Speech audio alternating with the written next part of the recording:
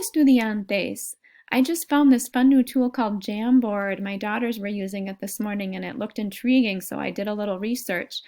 This is a fun way for you to leave messages, collaborate with your classmates. You do so by leaving sticky notes here. Do you see the toolbar here?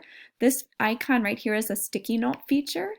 So I'm going to click on that. You can change el color amarillo, verde, azul, rosado, anaranjado. A mí me gusta azul. I'm going to leave my note in Spanish for this assignment. You're telling me about what there is or what there isn't in your casa. So I'm going to say, hay una mesa en mi cocina. I'm going to save it, and that sticky note will be added to Jamboard.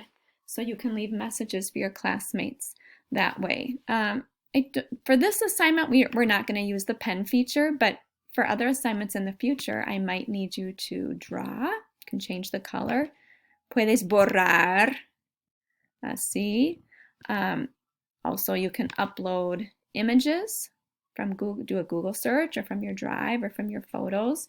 Again, not for this particular assignment, but maybe in the future. It could be really fun. So anyway, I hope some of you try this out and experiment with me a little bit. We'll just do this for fun this week and try it out, see how it works. Gracias.